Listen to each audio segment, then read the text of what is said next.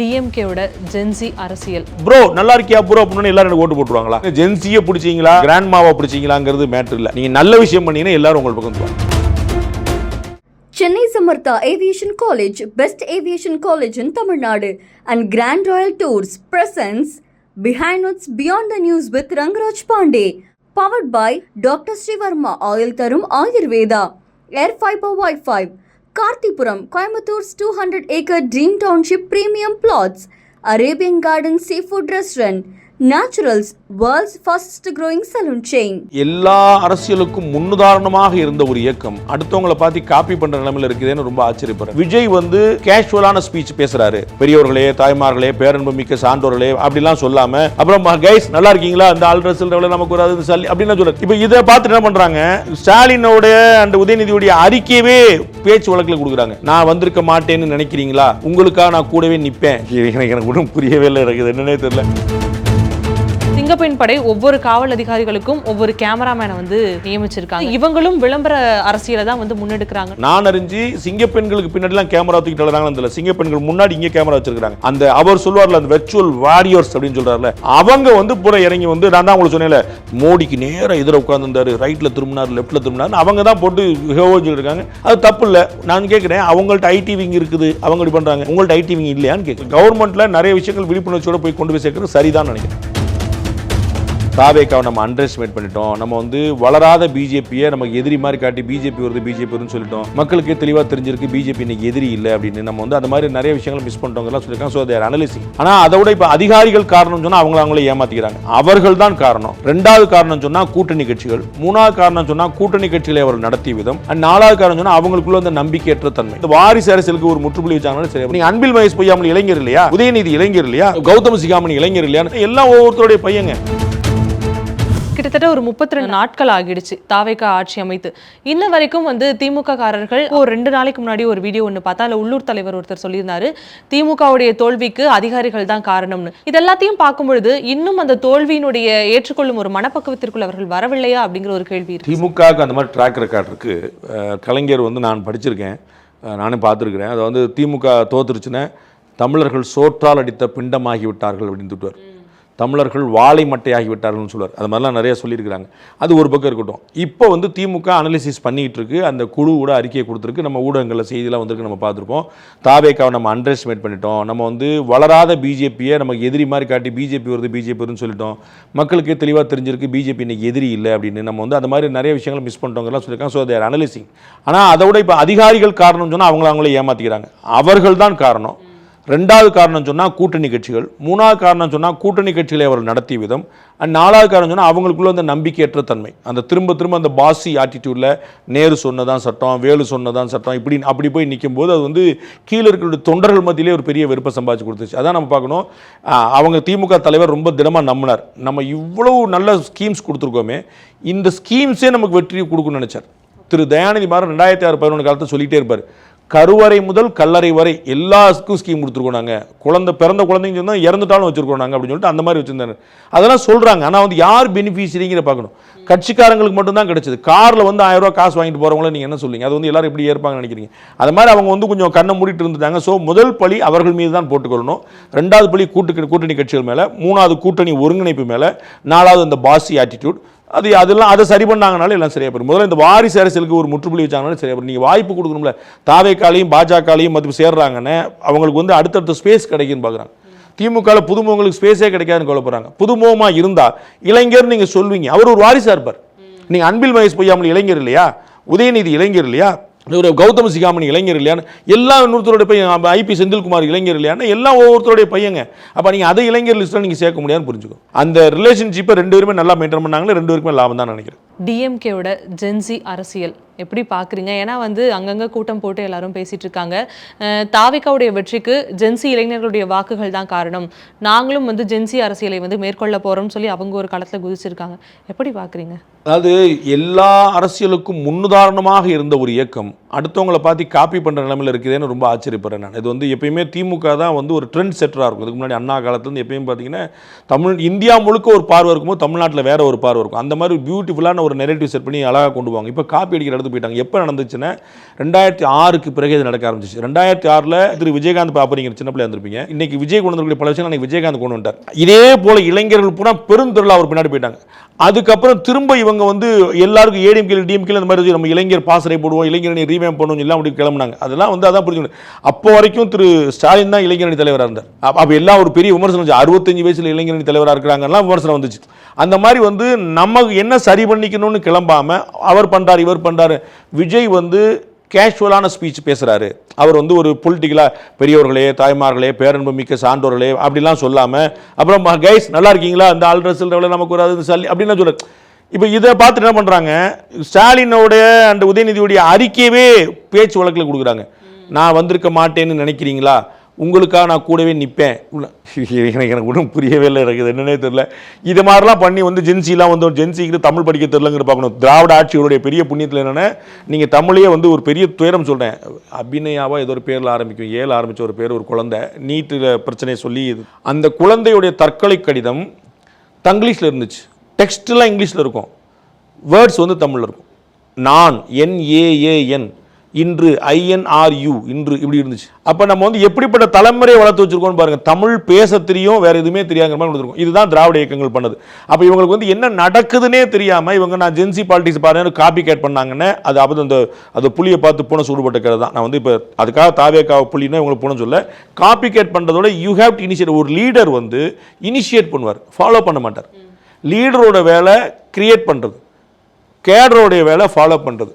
It is going reverse here. Okay, இது அவர்களுக்கே சறுக்காக அமையுது சார். இது தேர்தலில் எந்த மாதிரியான மாற்றத்தை உருவாக்கும் இனி வரும்? நீங்கள் என்ன ஜென்சியை பிடிச்சிங்களா கிராண்ட்மாவை பிடிச்சிங்களாங்கிறது மேட்ரு இல்லை. நீங்கள் நல்ல விஷயம் பண்ணீங்கன்னா எல்லாரும் உங்களுக்கு பக்கம் வந்துருவாங்க. இவ்வளோதான். நீங்கள் வந்து நல்ல விஷயம் பண்ணீங்கன்னா அது எல்லாம் ஆட்டோமேட்டிக்காக வந்து நிற்பாங்க. அதில் வந்து உங்களுக்கு என்ன குறை? நீங்கள் வந்து நான் ஏன்லாம் ப்ரோ நல்லா இருக்கியா ப்ரோ அப்படின்னு எல்லாரும் எனக்கு ஓட்டு போட்டுருவாங்களா? That is not. அது ஒரு மேட்ரே கிடையாது. மேட்ரு வந்து நீங்கள் நல்லவங்களா இல்லையா, நீங்கள் நல்லவங்கிற நம்பிக்கையை மக்கள்கிட்ட ஏற்படுத்தணும். கெட்டவங்க கூட சேரக்கூடாது, சேர்க்கக்கூடாது. அது பண்ணீங்கன்னா ஆட்டோமேட்டிக்காக உங்களுக்கு ஓட்டு. தாவேக்கா என்ன பண்ணாலும் அதை செய்தியாக பார்க்கக்கூடிய விஷயம் இருக்கு. அது நிறைய இடங்கள்ல ரீச் ஆகுது அப்படிங்கிற ஒரு பார்வை இருந்தாலும் இப்போ வந்து சிங்கப்பெண் படை ஒன்று உருவாக்கியிருக்காங்கல்ல, அவர்கள் என்ன பண்ணாலும் வருது. இதுக்கு என்ன சொல்றாங்க மக்கள்னா, சிங்கப்பெண் படை ஒவ்வொரு காவல் அதிகாரிகளுக்கும் ஒவ்வொரு கேமராமேனை வந்து நியமிச்சிருக்காங்க. என்ன பண்ணாலும் உடனே செய்தியா வந்துடுது. இவங்க வந்து இவங்களும் விளம்பர அரசியலை தான் வந்து முன்னெடுக்கிறாங்கன்ற ஒரு விமர்சனம் வருது. இது உண்மையா சார்? ஜஸ்டிஸ் டெலிவர்டு மட்டும் இல்லை, ஜஸ்டிஸ் தான் டெலிவர்டுங்கிறது தெரியணும்னு ஜூரிஸ்பிரூடன்ஸில் ஒரு தியரி இருக்குது. அதாவது நீதி வழங்கப்படுவது மட்டுமல்ல, நீதி தான் வழங்கப்படுகிறதுங்கிறதும் தெரியணும். அதனால தான் வழக்கெல்லாம் செய்தியாகுது. யாரோ ஒருத்தர் டைவர்ஸ் பண்ணிட்டு போயிட்டான், அது நமக்கு வந்து ஏன் செய்தி ஆகுது? அப்போ அந்த இப்போ வந்து நீங்கள் உச்சநீதிமன்றத்தில் ரொம்ப ரீசெண்டாக ஒரு தீர்ப்பு, குடும்ப பெண்கள் இல்லத்தரசிகள் வீட்டில் உட்காந்து வேலை பார்க்குறவங்க அவங்களுக்கு வந்து வருமானம் கிடையாது, முடிவெடுக்கக்கூடாது. அவங்க உயிரிழந்துட்டாங்கன்னா அவங்களுக்கு லாஸ் கொடுக்குற வருமானமே கிடையாது சார்ன்றான். அவங்களுக்கு 30,000 சம்பளம் நீங்கள் ஃபிக்ஸ் பண்ணணும். ஏன்னா குடும்ப பெண்கள் தான் இந்த நாட்டை தூக்கி நிறுத்துனாங்கன்னு ஒரு ஜட்மெண்ட் சொல்லுது. அந்த ஜட்மெண்ட் இந்தியா முழுக்க எல்லா ஊடகங்களையும் தலைப்பு செய்தியாக வருது. அப்போ ஜட்மெண்ட் டெலிவர்டு மட்டும் இல்லை, ஜட்மெண்ட் தான் டெலிவர்டுன்னு ஊடகங்கள் மூலமாக வரணும். அப்போ வந்து நாம் செய்கிற பணிகள் வந்து மக்களுக்கு சென்று சேரணும். அதில் ஒன்றும் குழப்பம் இல்லை. அது வந்து ஒரு முக்கியமான விஷயம். நான் அறிஞ்சு சிங்கப்பெண்களுக்கு பின்னாடிலாம் கேமரா தூக்கிட்டு வராங்கன்னு தெரியல. சிங்கப்பெண்கள் முன்னாடி இங்கே கேமரா வச்சிருக்காங்க. அவங்களுடைய யூனிஃபார்ம்லேயே எது ஒன்று வச்சிருக்காங்க. இங்கேருந்து பார்க்குறேன் எதிர பேசுகிறாங்க, அப்யூஸ் பண்ணுறாங்க இல்லையாங்கிறது தெரியறக்கா வச்சிருக்காங்க. அது ஒரு விஷயம். அப்படி வச்சிருந்தாலும் தப்பு இல்லை, கேமரா இல்லைன்னு நான் நினைக்கிறேன். அந்த அவர் சொல்லுவார்ல அந்த வெர்ச்சுவல் வாரியர்ஸ் அப்படின்னு சொல்றாருல, அவங்க வந்து புற இறங்கி வந்து நான் தான் உங்களுக்கு சொன்னேன்ல, மோடிக்கு நேராக எதிர உட்கார்ந்துருந்தாரு, ரைட்டில் திரும்பினார் லெஃப்ட்டில் திரும்பினார், அவங்க தான் போட்டு சொல்லியிருக்காங்க. அது தப்பு இல்லை. நான் கேட்குறேன், அவங்கள்ட்ட ஐடி விங் இருக்குது, அவங்க இப்படி பண்ணுறாங்க, உங்கள்ட்ட ஐடி விங் இல்லையான்னு கேட்குறேன். உங்கள் ஐடி விங் தூங்குதான்னு கேட்குறேன். எழுப்பிவிடுங்க எல்லாத்தையும். ஏடிஎம்கே டிஎம்கே பிஜேபி காங்கிரஸ் எல்லாம் ஐடி விங் எழுப்பிவிட்டு அவங்க பாஷா போட்டுகிட்டே போங்க. யார் வேணான்றா? அவங்களை நீங்கள் குத்தம் சொல்கிறத விட நீங்கள் உங்கள் ஆட்கள் எழுப்பிடுறது ரொம்ப நல்லதுன்னு நினைக்கிறேன். அதனால் இது பெரிய குற்றம். கவர்மெண்ட்டில் நிறைய விஷயங்கள் விழிப்புணர்ச்சியோட போய் கொண்டு போய் சேர்க்கறது சரிதான் நினைக்கிறேன். ஒரு ரெஸ்ட்ரிக்ஷன்ஸ் இல்லாத கல்வி சார்ந்த நிதியை வந்து கொடுக்கணும் அப்படின்னு சொல்லி முதல்வர் விஜய் அவர்கள் கோரிக்கை வச்சிருக்காங்க. இது மத்திய அரசுல இருந்து ஏற்கக்கூடிய ஒரு கோரிக்கையா இருக்கு. இது ரெஸ்ட்ரிக்ஷனே கிடையாதுங்கிற புரிஞ்சுக்கணும். நான் என்ன சொல்ல வர்றேன், நம்ம வந்து தீபாவளிக்கு அப்பா சொல்லுவாரு, சட்டம் வாங்கணும்னா 10,000 வாங்கிக்கும் பார், நான் வாட்ச் வாங்க போறேன்னா கிடையாதும் பார். நீங்க நான் என்ன வாங்கிட்டு போறேன் காசு ஒன்றும் கொடுக்க மாட்டார். ரொம்ப இது ஸ்கீம் பேஸ்டுன்ற இந்த சமகர சிக்ஷா அபியானுக்கான ஸ்கீம் வந்து ஸ்கீம் பேஸ்டு தான் அந்த ஃபண்டு. நீங்க கிணறு வெட்ட போறேன்னு காசு கேட்குறீங்க, நான் வந்து ரைட் கொடுக்குறேன்னு சொல்றேன். கிணறு வெட்ட மக்கள்கிட்ட கேட்கக்கூடாது, காசு மட்டும் கொடு அப்படின்னு சொன்னால் அது எப்படி பண்ணுவாங்க? எல்லாமே வந்து ஒரு சர்ஜிக்கல் ஸ்ட்ரைக் மாதிரி தானே, ஒரு நோக்கத்துக்கு தானே காசு கொடுக்க முடியும். நீங்கள் வந்து மாதிரி நகரங்கள் ஸ்மார்ட் சிட்டின்னு சொல்லி சொல்கிறாங்க. ஸ்மார்ட் சிட்டிக்குன்னு என்னென்ன பண்ண முடியும்னு ஒரு கணக்கு இருக்குது, அதுக்கு தான் ஃபண்டு கொடுப்பாங்க. நீங்கள் எம்பி ஃபண்டுன்னு ஒன்று இருக்குது, அது எதுக்கு செலவழிக்க முடியும்னு ஒரு கணக்கு இருக்குது. நான் என்னென்னு கேட்காத நான் கொடு அப்படின்னா கொடுக்க முடியாது. ஏன் அப்படின்னா மிஸ்யூஸ் ஆயிரும். உங்களுக்கு நினைவுபடுத்துறதுக்காக சொல்கிறேன், அதை மாற்றி விட்டீங்க. அதுதான் இங்கே நடக்குது. அப்போ வந்து சமகர சிக்ஷா அபியானுக்கு நான் காசு கொடுக்குறேன்னா நீ அந்த திட்டத்தை இம்ப்ளிமெண்ட் பண்ணுவேன்னு சொல்லி உனக்கு காசு, அந்த திட்டத்தை இம்ப்ளிமெண்ட் பண்ண மாட்டேன் காசு அப்படி கொடுக்க மாட்டாங்கன்ற. அது வேற வேற ஸ்கீம் வச்சிருக்கு, நீங்க வேற வேற வாங்கிக்கலாம். இந்த திட்டம்னா இது நிபந்தனையான திட்டம், அந்த நிதியே நிபந்தனையோடு கூடிய நிதி தான். நீங்க நிபந்தனை விதிக்காம நிதி கொடுங்கன்னு கேட்க முடியாது. இந்த நிதியே நிபந்தனை தான் சொன்னேன். நீங்க நிர்பயாக்குன்னு ஒன்று வந்திருக்கு, பெண்களுடைய அதை திருப்பி தான் அனுப்ப முடிஞ்சது, அவங்க மாற்றி விட முடியல. ஏன்? அந்த ஸ்கீம் அதுக்காக தான். அப்போ நீங்கள் என்ன பர்பஸ்க்கு யூஸ் பண்ணி அதான் கொடுப்பாங்க. அப்போ வந்து இது வந்து அந்த பர்பஸ்க்கு மட்டும்தான், அது பண்ண மாட்டேன் நோ யூஸ். இப்போ வந்து தமிழ்நாடு அரசை மத்திய அரசு வந்து சண்டைக்கு வரலையே, நீ எப்படி இம்ப்ளிமெண்ட் பண்ணலாம்? காசு கேட்காத, ஆஸ் சிம்பிள் அஸ் திஸ். காசு கேட்டால் செஞ்சால் காசு கொடுக்குறேன், காசு வேணும். உங்களுக்கு புரியுங்களா? உங்களுக்கு நான் சம்பளம் வாங்கினா வேலை பார்க்கணும், வேலை பார்க்க மாட்டேன் சம்பளம் கொடு, கேட்க முடியாதுல்ல. அப்போ that money is issue based, அவ்வளோதான். அந்த இஷ்யூ வேண்டாம் பண்ணிக்கோங்க. தமிழ்நாட்டுடைய கல்வித்துறை நிதி வந்து 45,000 கோடி ரூபாய். என்ன பண்ணுறீங்கன்னு கணக்கு சொல்லுங்க. பள்ளிக்கூடங்கள் எண்ணிக்கை கூட்டியிருக்கோன்னு சொல்லுங்க, ஆசிரியர்கள் எண்ணிக்கை கூட்டிட்டோம்னு சொல்லுங்க, மாணவர்கள் எண்ணிக்கை கூடிருச்சுன்னு சொல்லுங்க. எதுவுமே பண்ணல. சரி, பள்ளிக்கூடம் பூரா உலகத்தரத்தில் பள்ளிக்கூடம் இருக்குன்னு சொல்லுங்க, அரசு பள்ளிக்கூடங்கள் தான். அப்போ என்ன பண்ணீங்க? அப்போ நீங்கள் வச்சுக்கிட்டு இருக்கிற 45,000 கோடி என்ன பண்ணுறேன்னு சொல்லுங்க. தனியார் பள்ளிகள் எண்ணிக்கை அதிகரிச்சுக்கிட்டே போகுது, சிபிஎஸ்சி பள்ளிக்கூட எண்ணிக்கை அதிகரிச்சுட்டே போகுது, நீங்கள் வந்து குறைஞ்சிக்கிட்டே போறீங்க. அப்புறம் வந்து எனக்கு நிதியை மட்டும் கூட அதை கூட எல்லா நிதியும் கூட என்ன செய்வீங்க? தேர்தலுக்கு முன்னாடியே வந்து பரந்தூர் விமான நிலையங்களுக்கு எதிராக விஜய் அவர்கள் குரல் கொடுத்திருந்தாரு. இப்போ நெடுஞ்சாலை அமைக்கணும் அப்படிங்கிற ஒரு கோரிக்கையும் வச்சிருக்காரு. இந்த நெடுஞ்சாலைகள் அமைக்கும் பட்சத்தில் இந்த நெடுஞ்சாலைகள் மூலமா எந்த விவசாயிகளுடைய நிலங்களும் வந்து பாதிக்கப்படாம இருக்குமா? கட்டாயம் பாதிக்கப்படும். அது வந்து அவர் தெரிஞ்சுக்கிட்டாருன்னு சரி. இதன் மூலமா அந்த கோரிக்கை வச்சாரு, கோவைக்கு 6 வழி சாலை கொடுங்க, சேலத்துக்கு 6 வழி சாலை கொடுங்க எல்லாம் கேட்டாரு. நல்ல விஷயம். அதன் மூலமாக முதலமைச்சர் சில ப்ராக்டிக்கலான விஷயங்களை புரிஞ்சுட்டா சரியாக இருக்கும். ஏன்னா எப்பயுமே எதிர்க்கட்சியாக இருக்கும்போது சில விஷயங்கள் புரியாது, புரிஞ்சாலும் அரசியல் பண்ணுறதுக்காக நம்ம செய்வோம். ஆனால் ஆளுங்கட்சியாக இருக்கும்போது நீங்கள் தான் இம்ப்ளிமெண்டிங் ஆஃபீஸர். அப்போ உங்களுக்கு அந்த சொல்லுவாங்க தலைவலியும் வயிற்றுலையும் தனக்கு வந்தால் தான் தெரியுமாங்கல்ல, அது மாதிரி உங்களுக்கு அது தெரிஞ்சிருக்கும். அது மாதிரி தெரிஞ்சுக்கிட்டா சரி. அதே மாதிரி பரந்துரையும் புரிந்து கொண்டாருன்னு சந்தோஷம் தான், அது ஒன்றும் குழப்பம் இல்லை. நீங்கள் நிலம் கையகப்படுத்தாமல் வளர்ச்சி கொண்டு போக முடியாது. நீங்கள் ஒரு பேலன்சிங் ஆக்ட் பண்ணணும். தமிழ்நாட்டில் வந்து வனப்பகுதிகள் அதிக நிறைந்த மாநிலமாக இருக்குது இந்தியாவில், அது வந்து குழப்பம் இல்லை. அதையும் வளர்த்துக்கிட்டே ஒரு பேரில் நீங்கள் இந்த பக்கம் ஒரு மரத்தை வெட்ட வேண்டியிருக்கும், இந்த பக்கம் ஒரு சாலை போட வேண்டியிருக்கும். அப்போ நம்ம என்ன செய்யலாம்? இந்த மரத்தை வெட்டாமல் இந்த மரத்தை அகற்றி இன்னொரு இடத்துல நடுவுன்னு பண்ணலாம். டெக்னாலஜி வந்துருச்சு.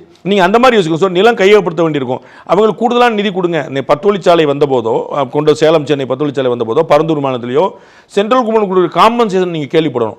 ஒரு நிலத்துக்கு மட்டும் காசு கிடையாது, நிலத்தில் இருக்கக்கூடிய கிணத்துக்கு காசு, அதில் இருக்கக்கூடிய தென்னை மரத்துக்கு காசு, அதில் இருக்கக்கூடிய வாழை மரத்துக்கு காசு, அதில் இருக்கக்கூடிய கோழிக்கு காசு. சார் நான் இங்கே 15 கோழி வளர்த்துருந்தேன்னா 15 கோழி கணக்கு காசு.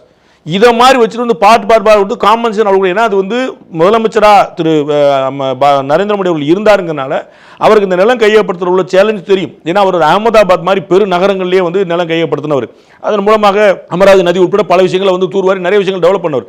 அவருக்கு இந்த ப்ராப்ளம் தெரியும். அதனால அவர் வந்து பிரதமரான பிறகு காம்பன்சேஷன் அள்ளி கொடுக்குறாரு. காம்பன்சேஷன் ஒரு பைசாவோட ஸ்டேட் கவர்மெண்ட் கொடுக்க போறது இல்லை. நீங்கள் எதுக்கு நீத்தி ஆயோக்ல போய் நீங்கள் எதுக்கு கேட்டீங்க? சென்ட்ரல் பேங்க் ஃபண்ட் கொடுக்குறது தானே கேட்டீங்க, உங்க காசுல கொடுக்கறதுக்கு இல்லையே. அப்போ சென்ட்ரல் கொடுக்க ரெடியா இருக்கு. அப்போ நீ கையகப்படுத்தி கொடுக்கறது மட்டும்தான் உங்க வேலை. காசு கொடுக்குறப்ப சென்ட்ரல் கவர்மெண்ட் வேலை. பரந்தூர் விமான நிலையத்துக்கு 10 பைசா கவர்மெண்ட் செலவு கிடையாது. யாருக்குங்க? ஸ்டேட் கவர்மெண்ட்டுக்கு. 100 ரூபா செலவழிச்சாலும் 100 ரூபாய் சென்ட்ரல் கவர்மெண்ட் காசு. உங்களுக்கு என்ன சிரமம்?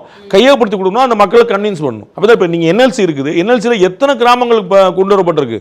வைரமுத்து கவிதையில் சொல்றாரு, அவருடைய இதுவரை நான் புத்தகத்தில் சொல்றாரு, இன்னைக்கு வைகை டேம் இருக்கிற அந்த நீர்பிடிப்பு பகுதியில் தான் அவருடைய வீடு இருந்துச்சு. இன்னைக்கு ஒரு வீடு கிடையாது, முங்கிருச்சு. அப்படி சில தியாகங்கள் செஞ்சு தான் ஆகணும்.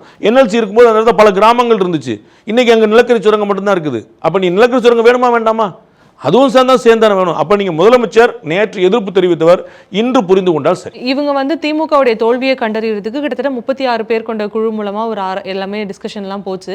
இதுல அதிமுக எந்த ஒரு போட்டியிலுமே பங்கேற்காம அவங்களா தங்களை புறக்கணிச்சுட்டு போறாங்களோ அப்படிங்கிற ஒரு நிலைப்பாடு இருக்கு. அவங்க வந்து பவுன்ஸ் பேக் ஆவாங்கன்னு நினைக்கிறேன். அவங்க எப்படி செய்யறாங்கன்னு பார்க்கணும். அது வந்து ஒரு பெரிய தோல்வி தான், பெரிய இழப்பு தான்.